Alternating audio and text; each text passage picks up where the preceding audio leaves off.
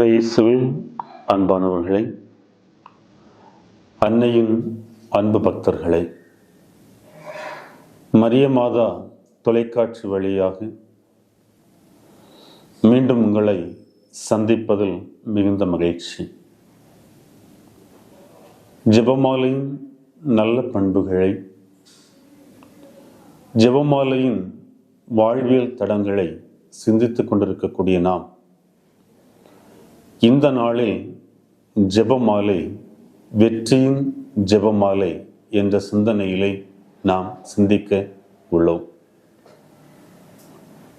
கடந்த 30 ஆண்டுகளுக்கு முன்பாக பிலிப்பைன்ஸ்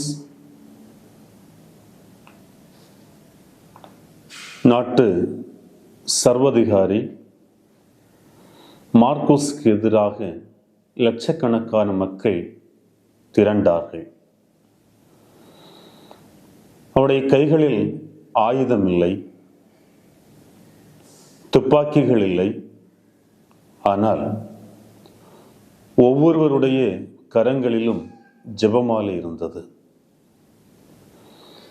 அவர்கள் ஜெபமாலை எடுத்துக்கொண்டு அந்த நாட்டினுடைய சர்வாதிகாரி மார்கோஸை எதிர்ப்பதற்காக முன்வருகிறார்கள். கனரக பீரங்கிகள் நிற்கிறது, ஆயுதங்கள் நிற்கிறது.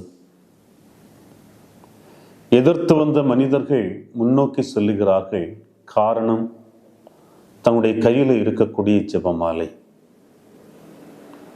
இந்த ஜெபமாலைக்கு முன்பாக கனரக பீரங்கிகளோ ஆயுதங்களோ எதுவும் செய்ய முடியவில்லை.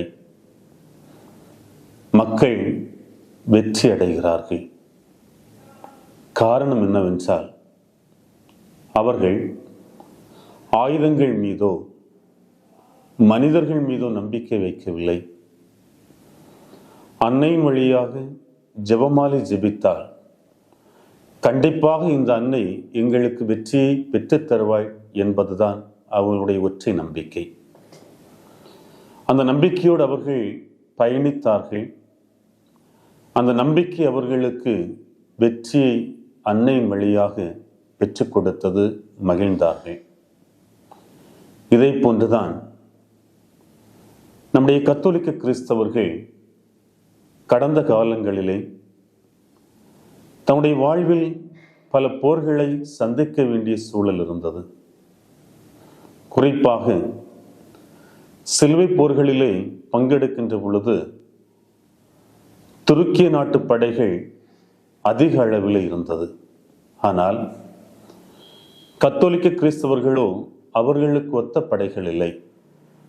ஆனால் அவர்கள் ஒருங்கிணைந்து வந்து அன்னையிடத்திலே ஜெபமாலை ஜெபித்தார்கள். தங்களால் முடியுமா என்ற கேள்வியை விட அன்னையிடத்திலே தஞ்சம் புகுந்தால், ஜெபமாலையை ஒரு ஆயுதமாக நாம் பெற்றுக்கொண்டால் கண்டிப்பாக இந்த அன்னை எங்களுக்காக பரிந்து பேசி எங்களுக்கு வெற்றியை பெற்றுத் தருவாள் என்ற நம்பிக்கையோடு தான் பயணித்தார்கள்.